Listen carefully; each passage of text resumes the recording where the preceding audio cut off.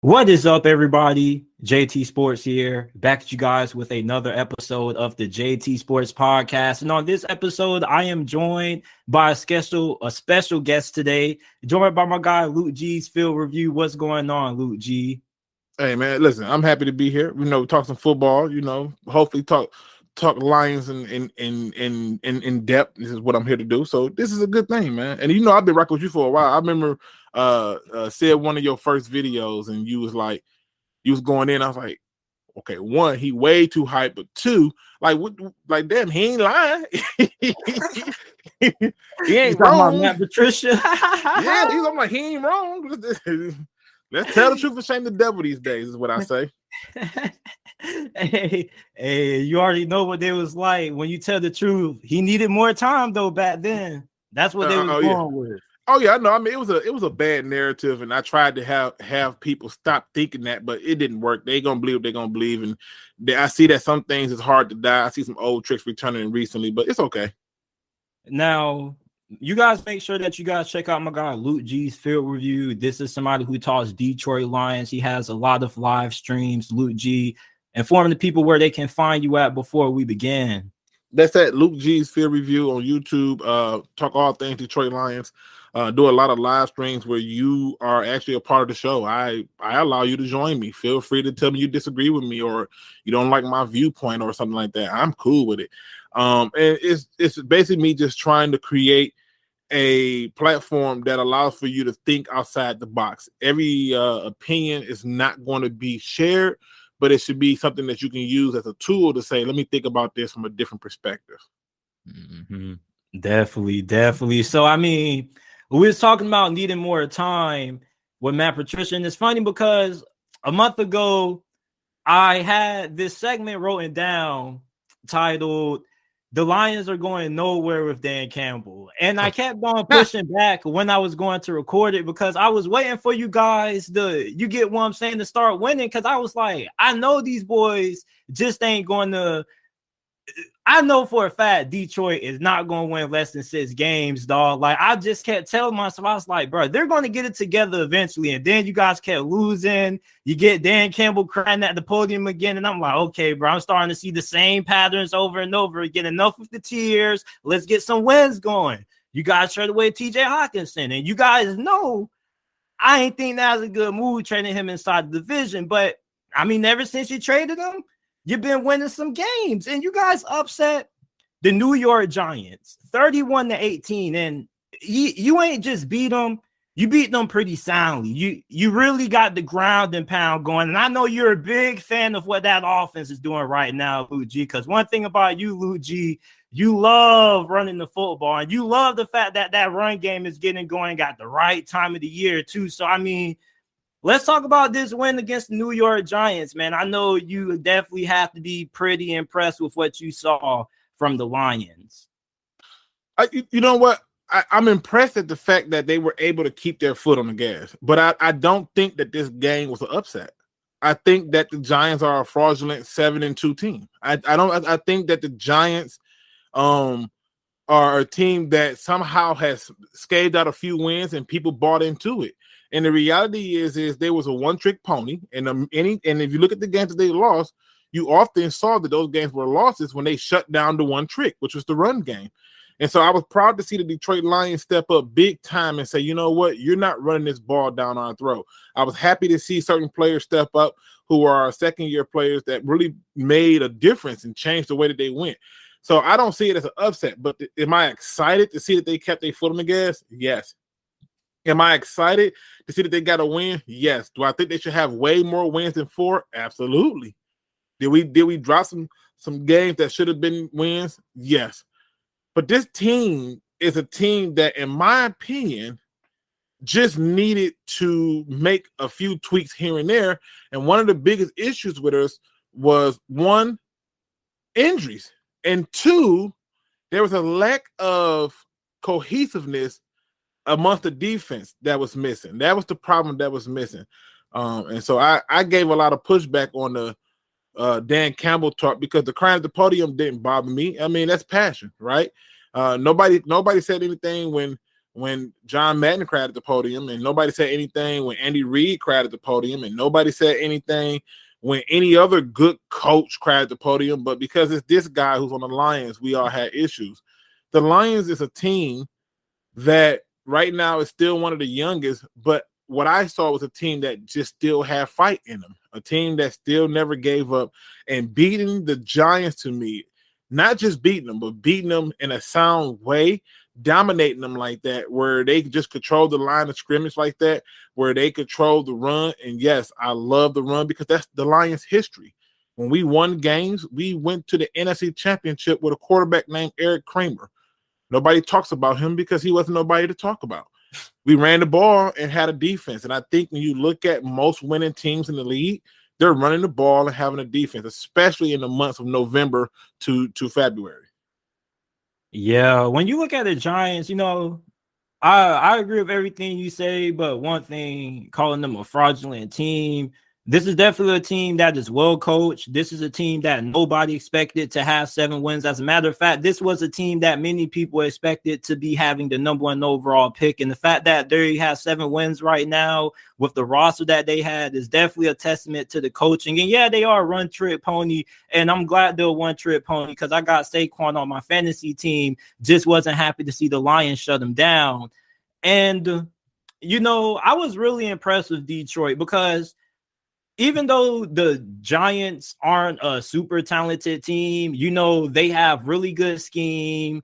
Their coaching staff is really good. And I was really impressed with what I saw from the defensive line, especially 44, the linebacker, and the defensive lineman who got the first sack. I believe it was Aleem McNeil.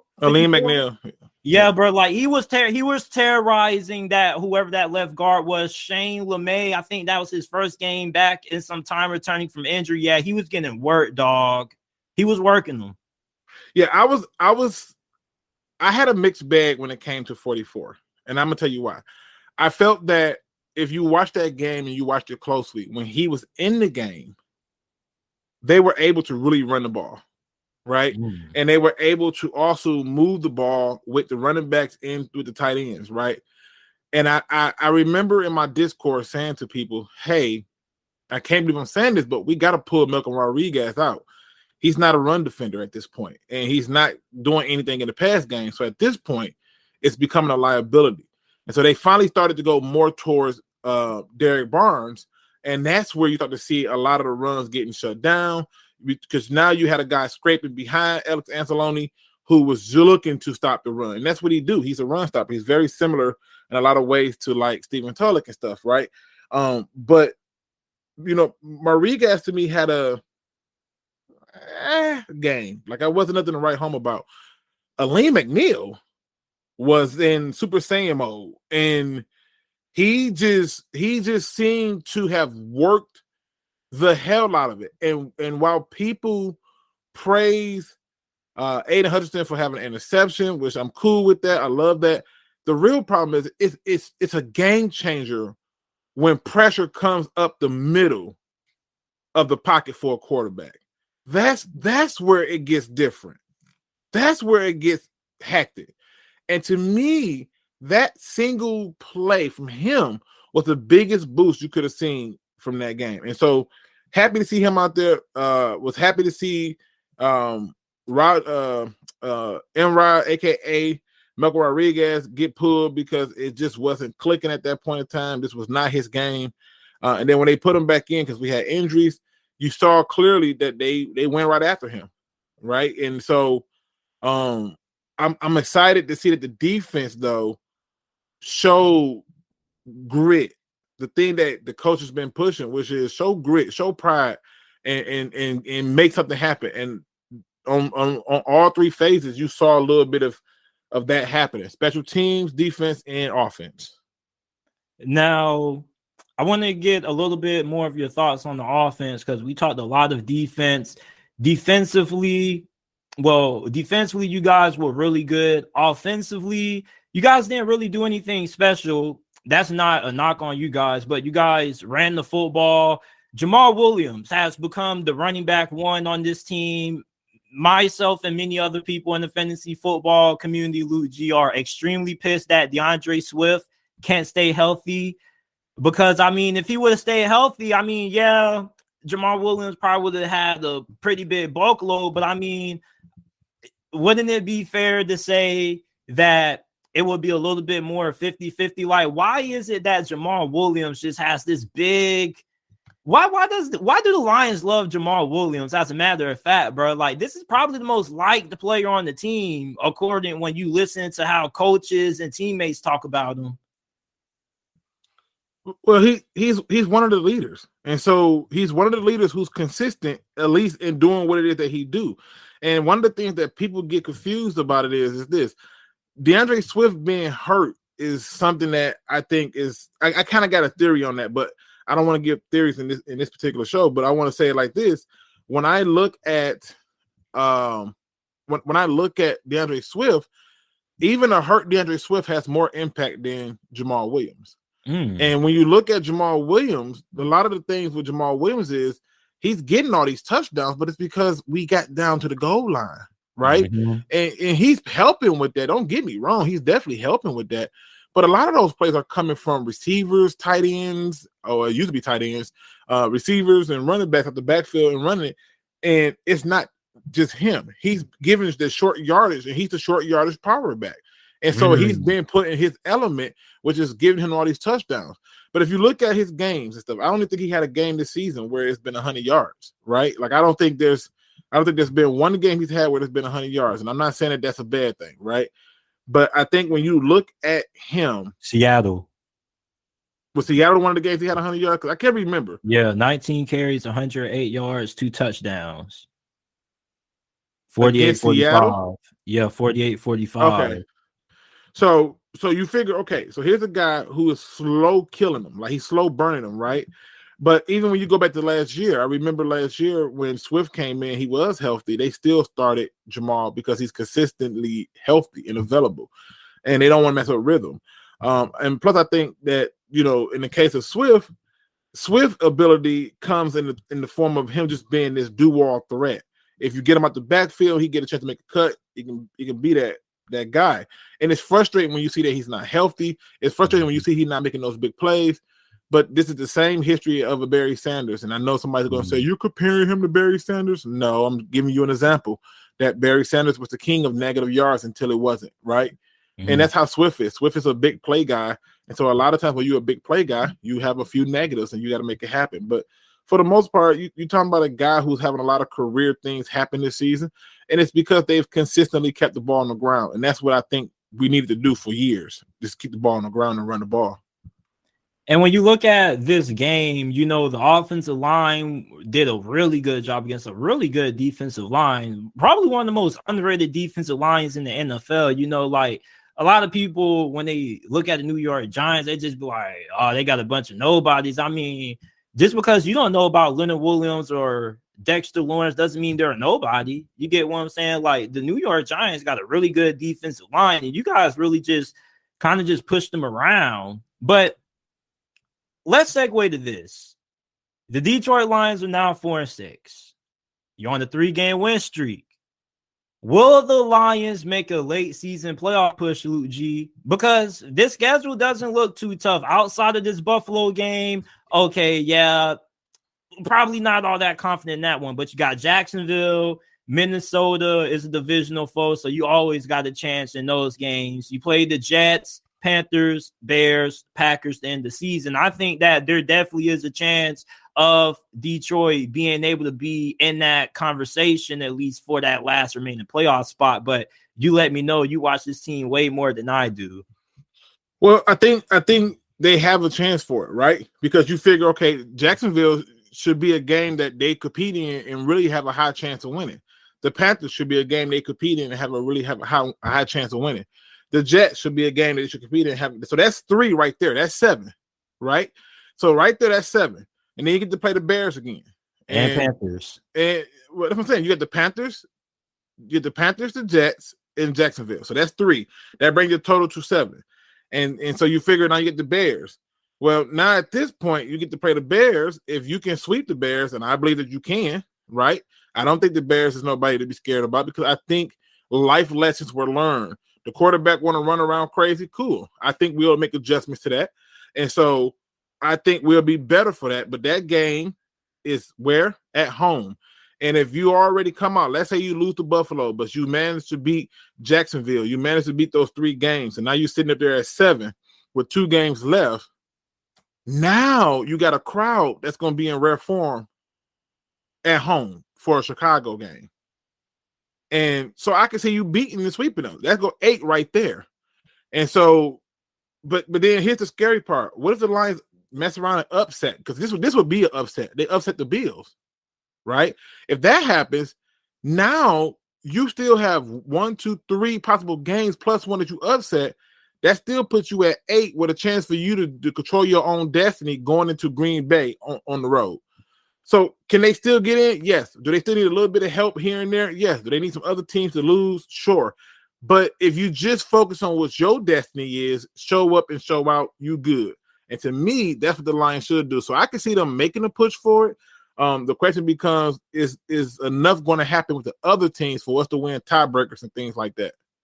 Now, you see, I think you guys are going to be there. You guys have to worry about Green Bay, New Orleans, LA. Pretty much the whole entire NFC is still there, including Chicago. As a matter of fact, all those teams are 1 game behind you guys, but pretty much everybody's chasing Washington. Washington currently controls that last remaining playoff spot. Well, San Francisco does. They are 5-4 right now, and they could potentially win their division. So pretty much you want to make sure that you can keep pace with Washington. And I think that Washington is going to end up coming back down to earth.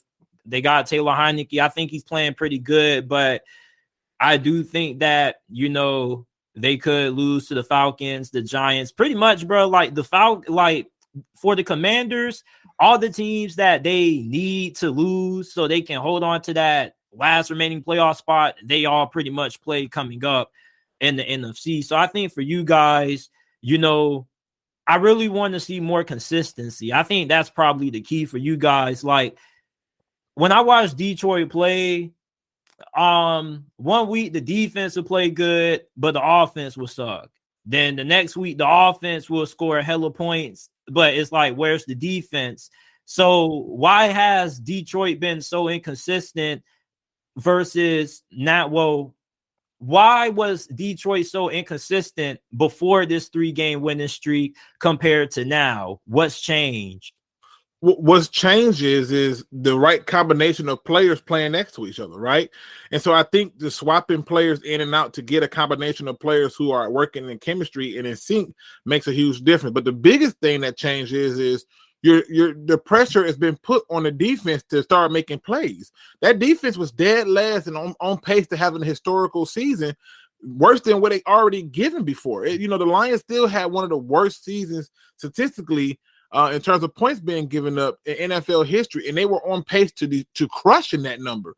And so now what you're seeing is a team who somehow through all these games is still falling dead last in points, and still falling dead last in a lot of places, a lot of areas on the defense are starting to make plays. We're starting to get turnovers that we were not getting early on, and we are starting to put our offense in shorter fields. We're starting to have a kicker who's not missing kick. We went through 2 kickers before we got to Bagley, right? So we're starting to get that together.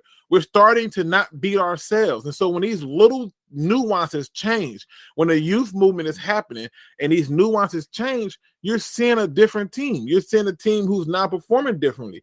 Right? Because if you look at this game yesterday, right? In terms of that Sunday game against the Giants, if the Lions defense don't stop the run, we probably lose a shootout, right? Because at that point, we wouldn't have been able to stop what was going on there. But instead, by halftime, I believe my man's had 10 carries for 8 yards, right? Mm-hmm. And the game ended with him having, I want to say, like 15 carries for 22 yards. They completely stopped him, and they didn't have to sell out fully to do it. And so you're starting to see these guys start to make plays that they wasn't making before. I'm not going to act like, oh, there's this huge scheme change that changed everything. No, they finally took some pride in themselves and said, hey, enough is enough. And I think that's what you're starting to see from why there was a lack of consistency. Because early on, even the game that when they beat Washington, they was able to do a lot of things early on in the first half defensively. Well, now what you're seeing is them playing 4 quarters, whereas instead of just playing a half, you're giving me all 4 quarters. And also what you're seeing is a offense who is saying, look, we can't keep sustaining scoring 30-some points a game. I think they're like 6th in scoring offense. And so at that point, when you get the 6th scoring offense and your defense is dead last, you're scoring an average of 30-some points and your defense is giving up 31.5. That's why you saw inconsistencies.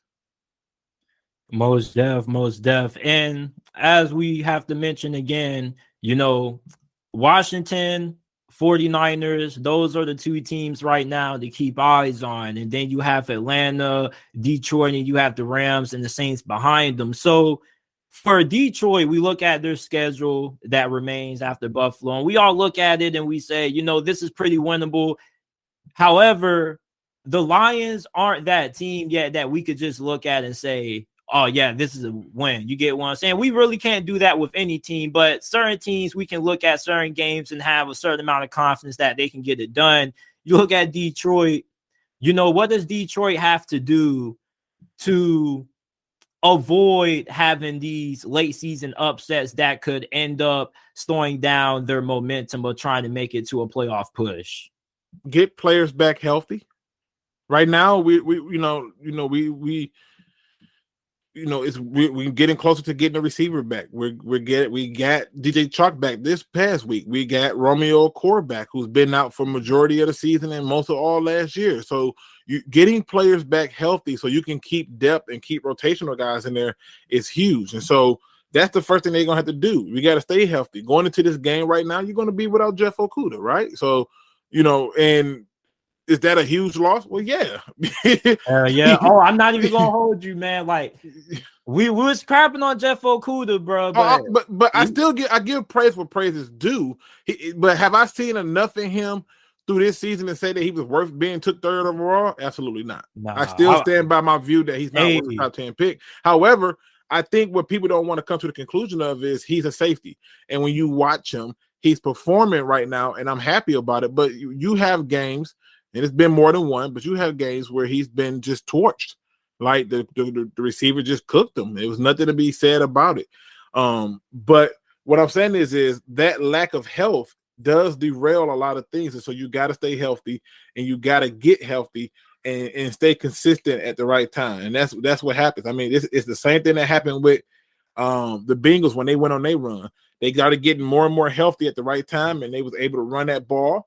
And then when they got people committed to the run, they lit them up, and they made it to a Super Bowl, and everybody lost their mind. So now they're struggling with everybody they played damn near. So that's the problem. So I think the Lions just need to stay get healthy and stay consistent on defense, where they're generating some form of a play here and there.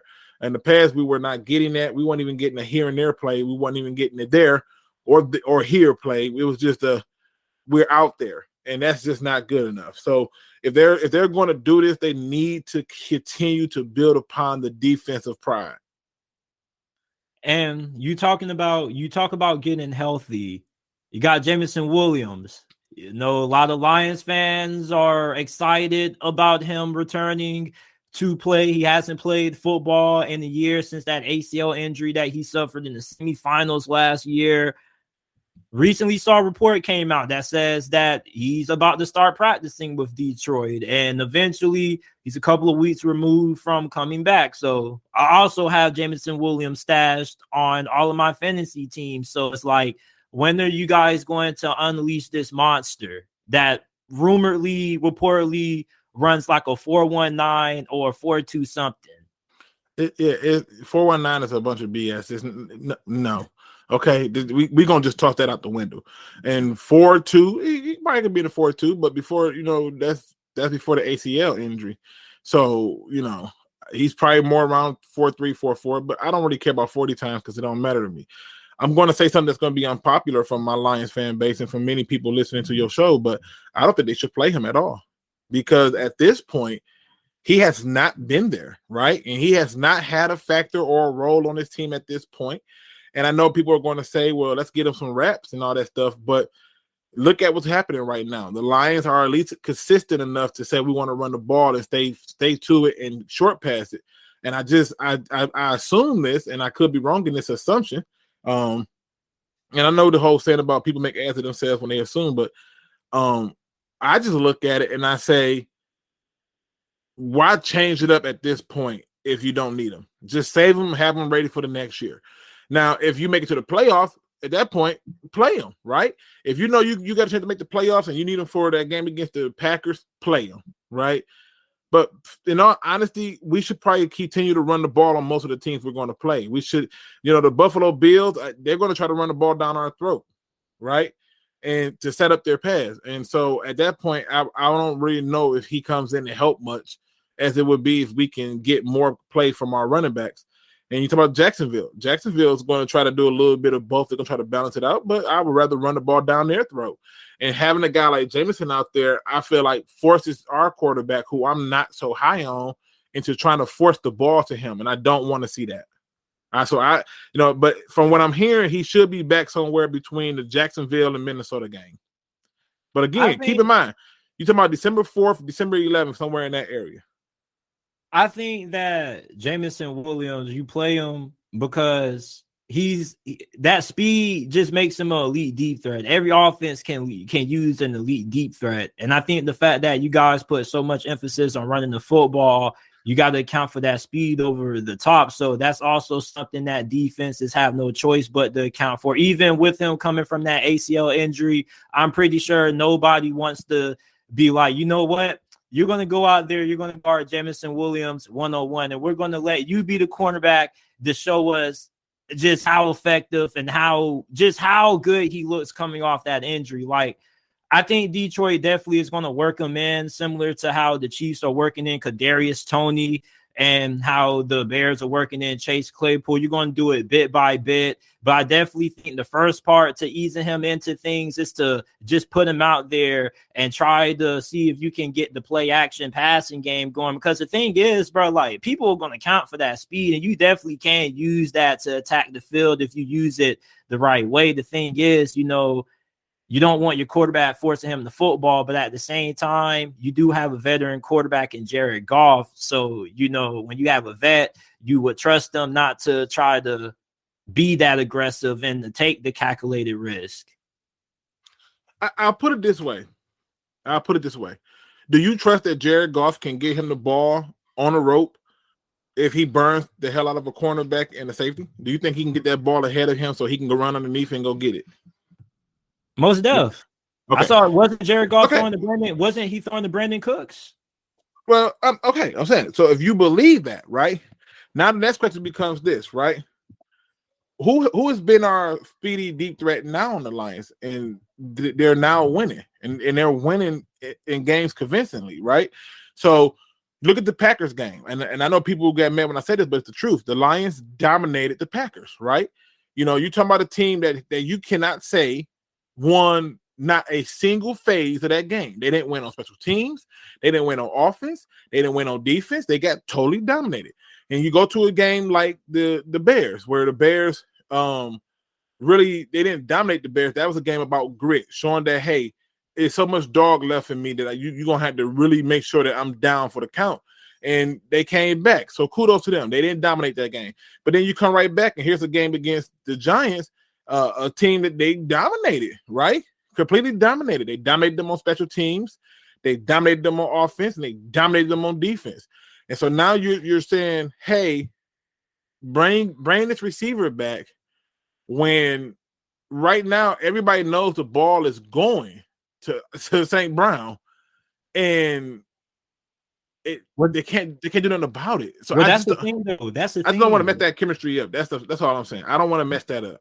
And I feel you on that. But at the same time, though, we know that these teams are going to make adjustments. And I think for Detroit, it's good that you guys have our identity, but at the same time, it's also good to keep on adding pieces, because you can never have too many good football players, and you can never have too many different ways to win, because that speed, if he is the wide receiver that the Lions envisioned when they drafted him, then he's going to end up helping you guys win probably 3 or 4 games. And you know, me and you have the same mentality when it comes to wide receiver, but I definitely have started to realize that you do have certain wide receivers that can come around depending on the speed and their skill set, and they definitely can help you win maybe a game or two, like Jamar Chase. You look at what Tyreek Hill has done throughout his career, plus what he does on a special team side of the ball, and plus like Jameson Williams, eventually when you get him healthy enough, like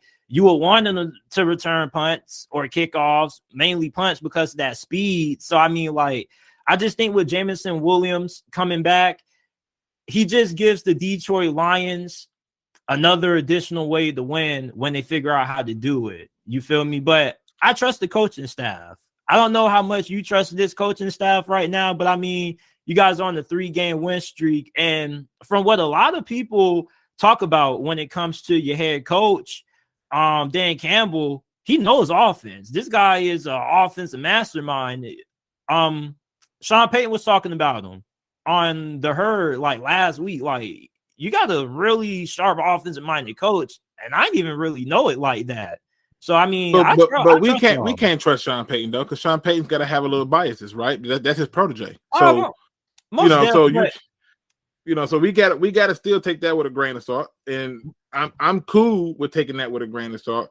And I think that overall, I have faith in him because the one thing that stands out to me, I can't speak for everybody else, but this just stands out to me, is he not only has command of his team, he has command of the room. That means that the people on his staff, other people who are buying in. And so when I see that, that's all I need to know. I don't need to try to reinvent the wheel and make it seem like, hey, this is the one. I don't need that. I don't need that to be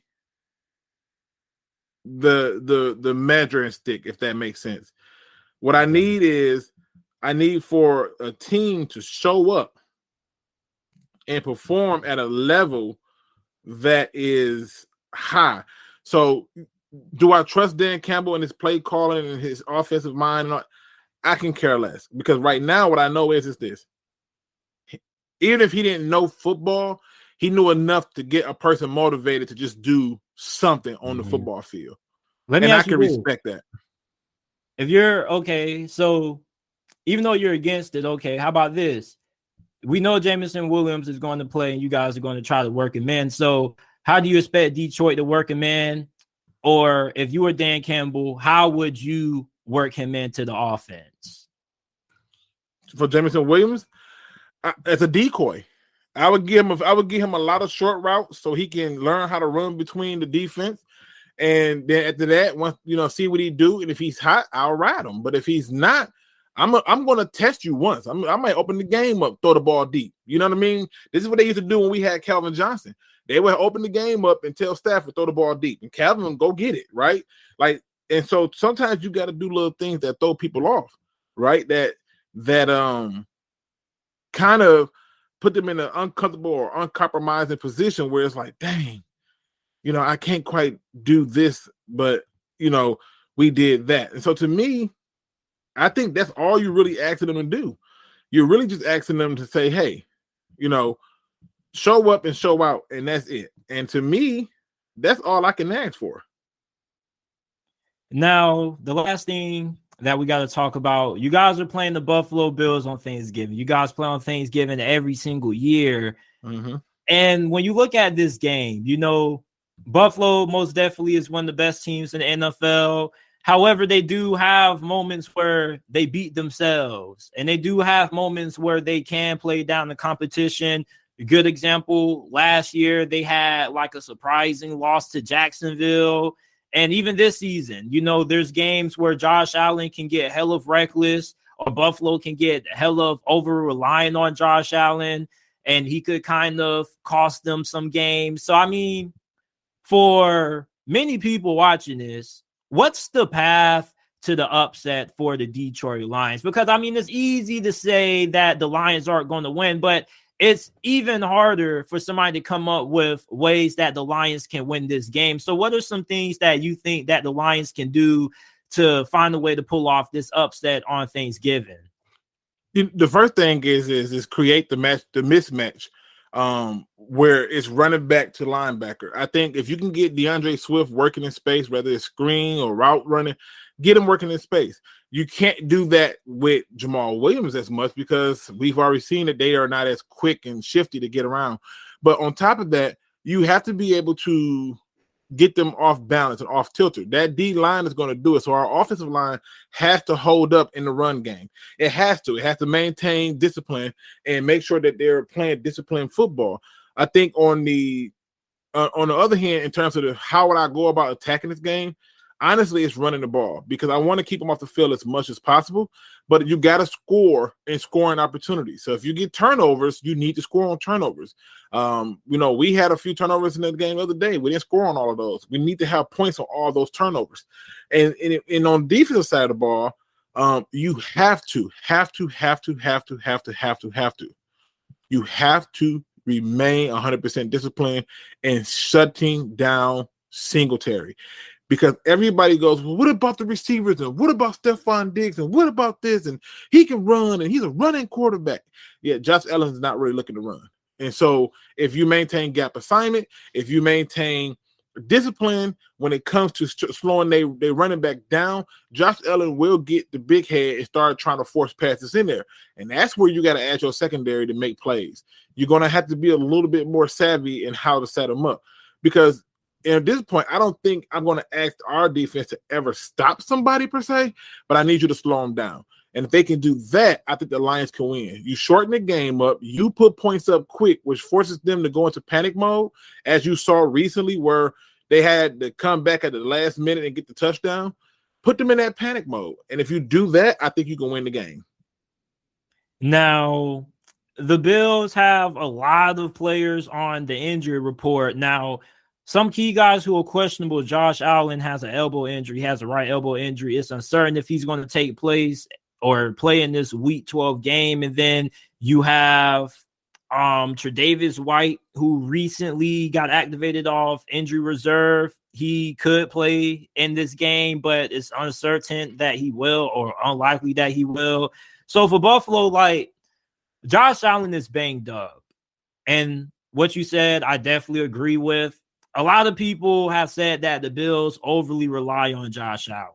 And last week, they definitely did give Devin Singletary a good amount of work. And you can definitely tell that they're trying to take some of the load off Josh Allen.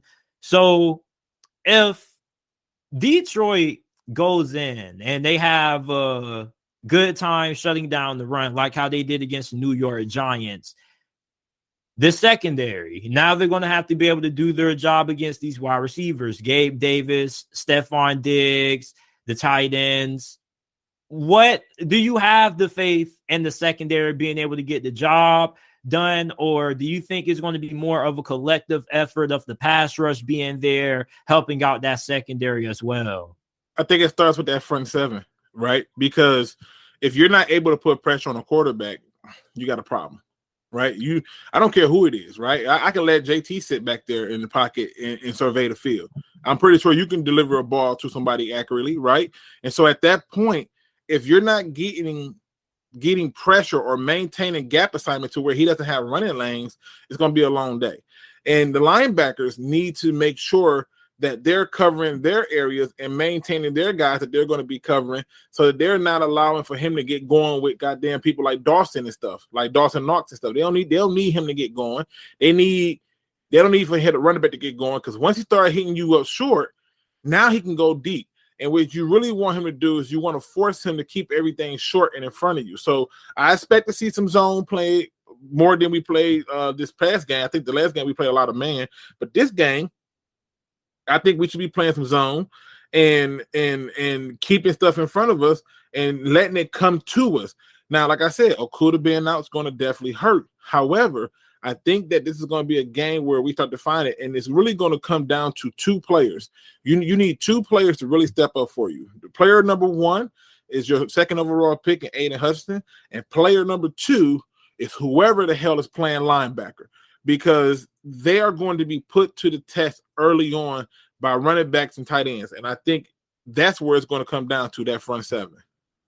Now, offensively, okay, the Bills have a really talented defense, and their defensive line is insanely talented with a lot of youth. But you look at your offensive line has been amongst the best in the NFL this year.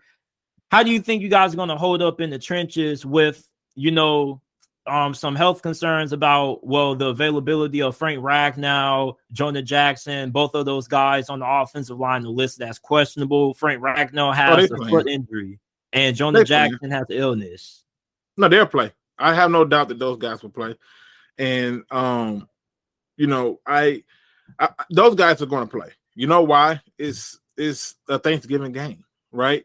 And they know the importance of that game, and they know what that means to get that win. I think they'll handle the pressure really well.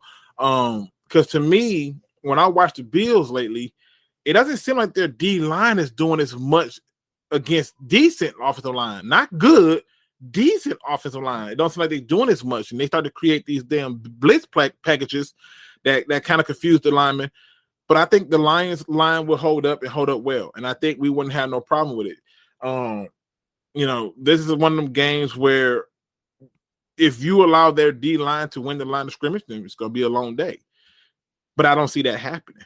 So off rip, I feel confident in saying, yeah, we got a chance to really change some things. And I suspected that we will do it. I'm not worried about us not having certain players in. They'll play. Now, you guys are a 9-point underdog heading into this matchup. Perfect. I don't know. I don't expect you guys to go into that game and lie down because, you guys have played pretty well and, you guys play pretty hard for Dan Campbell. So I definitely expect this to be a dogfight. I'm still going to take Buffalo to get the win. I'm pretty sure you probably see Buffalo getting this win too.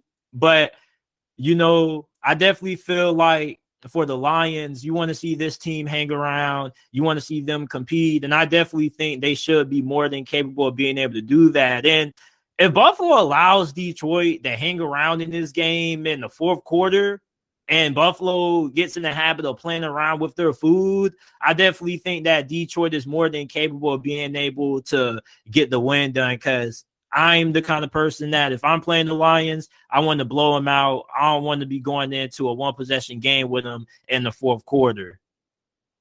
Especially with Dan Campbell as the head coach, because he's one of them head coaches that lay in them games. You call timeout 2 minutes. This guy's giving you one of the most legendary pep talks. You come down third and long and here Aiden Hutchinson comes home. Or just take it a step further, where it's like the Lions have been known to take the risks that other teams have not, and it's one of the reasons why fans hate the head coach for him. But I love the fourth down. And shit, go for it. You got 4 opportunities. Who says you have to punt?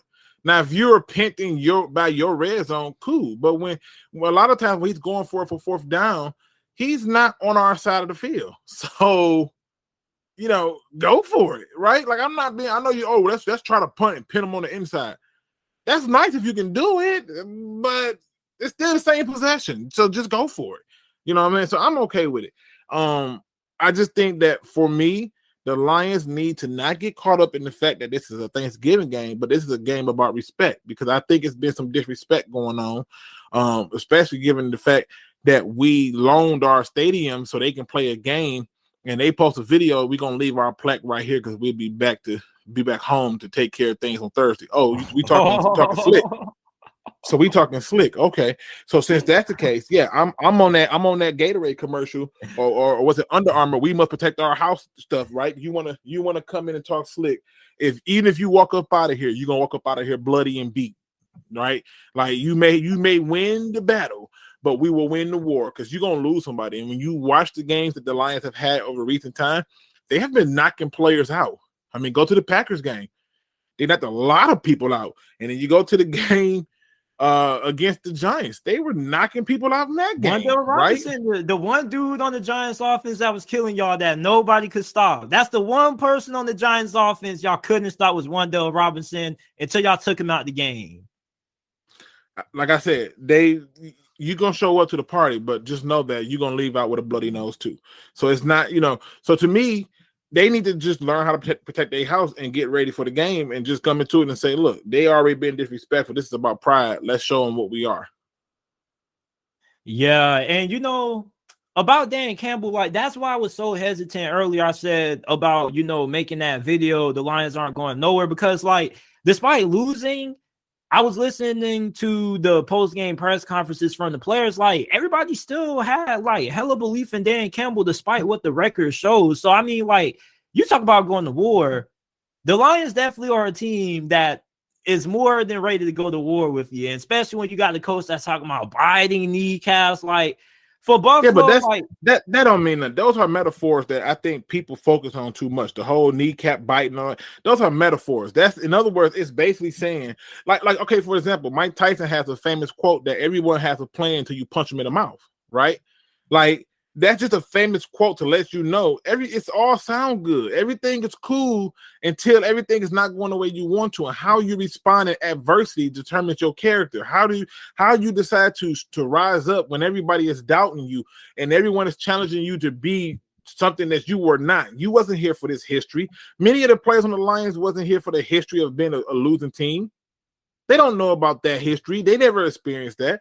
And so to me, I feel like a lot of times we as content creators, the media and everybody else, they overblow the kneecap biting. The whole purpose of him saying that was to sit there and say that, like I said, you're not going to just come in here and just beat us.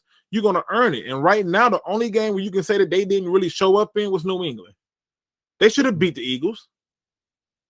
They should have definitely beat the Eagles. They should have beat the Vikings. It took a last-minute play for them to lose. And the Dolphins. Right? And the Dolphins, and so forth and so on. You can go through and look at it. But the reality is when those guys came into those games, when they walked out like with respect.